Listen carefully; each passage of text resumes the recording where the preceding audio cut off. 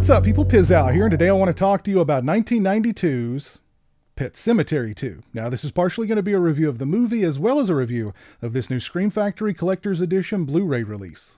And Pet Sematary 2 is a movie that I've seen countless times because it seemed like this movie was constantly on either Cinemax, the USA Network, or the Sci-Fi Channel back in the 90s. I always felt like I connected more with Part 2 because the characters were closer to my age. Now, I think Part 1 is the better movie, but Part 2 has an edge to it. It's darker, it's meaner, it's also very 90s. Pet Sematary 2 has very little connective tissue to the first film, outside of a few references to the Creed family and, of course, the Pet Sematary itself. It's a place where the dead speak, and where the newly interred don't stay interred very long. The film opens with Jeff, played by Edward Furlong, witnessing his mother's death by electrocution on the set of a cheesy horror flick. The movie then cuts abruptly to Jeff's dad, played by Anthony Edwards, a vet, who just happens to be putting down a little boy's dog, while the little boy looks on. A feel-good hit, this is not. Jeff goes to live with his father in Maine, and when not mourning his mother's death, discussing the impact of death with his only friend Drew, or getting harassed by the school bully, discovers that there may be a way to bring his mother back.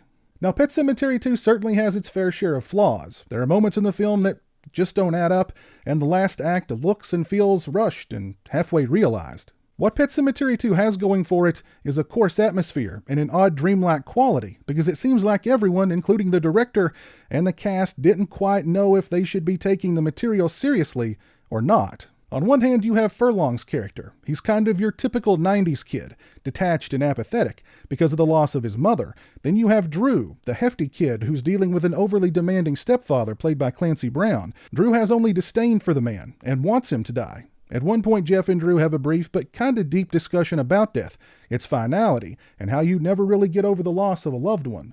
Then you have a sequence where Anthony Edwards is making love to the specter of his dead wife. We see that she has some very nice features and a dog's head. Then the specter of his wife turns into a dog that's sitting on top of him, as if Anthony Edwards' character were actually making love to a reanimated demon dog. I don't think they thought this scene through. And then you have the performance of the awesome Clancy Brown. He is so wonderfully wacky upon his return from the grave, and Brown obviously had a blast while hamming it up for this film. Now, I'm not saying that Clancy Brown's performance in Pet Sematary 2 is bad or cheesy or anything like that. I love his performance in this film. He actually brings a whole new dimension to being undead, as if the spirit or demon or whatever it is that possessed his body had been waiting for a fresh corpse to call his own for a long time, and was going to make the most of each and every moment while inside his new host. He indulges in food, sex, and gets a really big kick out of killing folks. Brown also offers up some great one-liners, most notably, "No brain, no pain. Think about it." The movie feels a bit uneven because of this, and the last act is kind of underwhelming. I'm not sure what the objective of reanimating Jeff's mother was, and Jeff seems to be able to break the spell the evil has over him far too easily. And at that point, the evil just kind of waves the white flag and lets him walk away.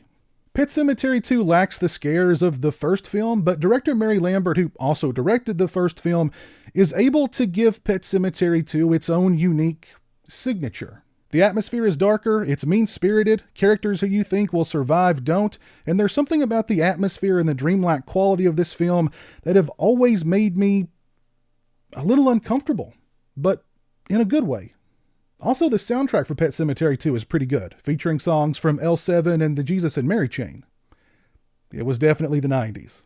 If you've not seen Pet Sematary 2, I definitely recommend it. I don't think it's as good as the original Pet Sematary, but again, I think it kind of carves its own path and has its own unique look and feel that, even though it makes me uncomfortable, I still dig it.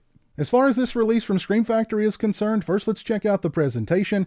As with all of their collector's edition releases, this release comes with a cool slipcase featuring some newly commissioned artwork. The artwork is pretty cool. We have an illustration of Zowie, the undead demon dog there on the front, although it kind of looks more like a a white werewolf, but whatever. The sleeve is reversible. I have reversed mine, revealing the original poster art for the film, or you could just keep it as is and have the newly commissioned artwork for the release.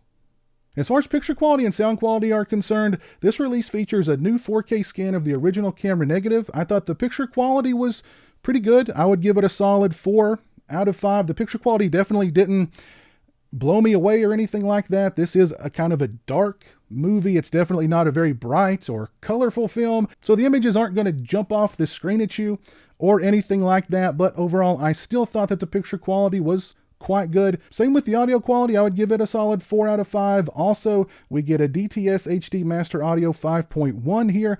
I thought the movie looked great and sounded great on this release. As far as extras are concerned, first up we get an interview with Edward Furlong entitled Young and Brooding. It's 13 minutes and 32 seconds in length.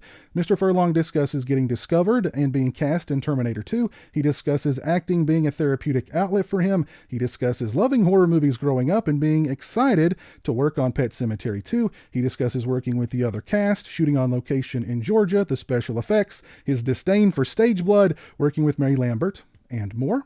Next up, we get an interview with Clancy Brown entitled Playing Over the Top. It's 21 minutes and 8 seconds in length.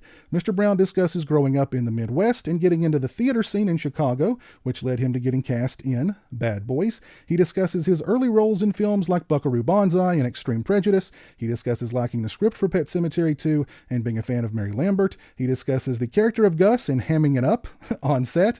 He discusses working with Mary Lambert, Jason McGuire, Edward Furlong, Lisa Waltz, and more, including a special sign-off at the end of his interview. Very nice interview with Mr. Brown. Next up, we get an interview with Jason McGuire entitled My First Film. It's 24 minutes and 23 seconds in length. Mr. McGuire discusses growing up in Georgia and loving movies. He discusses attending drama and acting classes and how that led him into auditioning for and getting cast in Pet Sematary 2. He discusses meeting Edward Furlong and hitting it off with him instantly and hanging out with him a lot on the set. He discusses working with Anthony Edwards, being starstruck with Clancy Brown, how great and giving Lisa Waltz was, and the rules that applied to working with the dog Zowie. He discusses the dinner table scene with Undead Gus and filming his character's death sequence. He discusses his career post Pet Sematary 2, including Leap of Faith and Forrest Gump, and more. Next up, we have an interview with special effects artist Steve Johnson entitled $1,000 Bet. It's 15 minutes and 51 seconds in length. Mr. Johnson discusses being torn between doing 3 different projects at the same time: Freaked, Innocent Blood, and Pet Sematary 2, and actually doing all 3 at the same time. Mr. Johnson discusses a bet he made with Clancy Brown since he was spending more time on the set of Innocent Blood than on Pet Sematary 2, so they made a $1,000 bet on which movie would do better at the box office. Johnson lost that bet. Mr. Johnson discusses creating a full animatronic zombie Zowie dog, as well as several other effects he created for the film, and more. Next, we have an interview with composer Mark Governor entitled Orchestrated Grunge. It's 29 minutes and 32 seconds in length. Mr. Governor discusses his love of movies and music growing up and deciding on wanting to make music his career. He discusses his early film career and working with Roger Corman. He discusses scoring Mary Lambert's short film Muzzles Up and her asking him to create the music for Pet Sematary 2. He discusses collaborating with Mary Lambert and that the attitude behind the music was for it to be very punk and hard rock, a sound that evolved into what he called orchestrated grunge. He discusses the Jesus and Mary Chain and L7 songs used in the film. He discusses the film and the soundtrack's revival, remixing the music for a new release, and more. We get a theatrical trailer, and we also get an audio commentary with director Mary Lambert. I did not have a chance to check out the commentary, but I definitely intend to in the very near future. This is a very nice Blu-ray release for Pet Sematary 2 from the folks over at Scream Factory. If you've not seen Pet Sematary, again, I recommend it. Go and check it out. This Blu-ray would be a great way to introduce yourself to the film, or it'd be a great addition to your Blu-ray collection. If you've seen Pet Sematary 2, or if you've already picked up this release from Scream Factory, please let me know your thoughts on both down in the comments section below. If you like this video, please leave it a thumbs up and share it on social media. If you're not following me on social media, those links are in the description. As always, thanks so much for watching. I really appreciate it. Take care, and until next time, peace. A big thank you to all my awesome Patreon supporters. I appreciate your generosity and support of my channel. Become a patron today and join me for monthly live streams and have a say in what movies I review on my channel. Patreon.com/pizowell or follow the link in the description.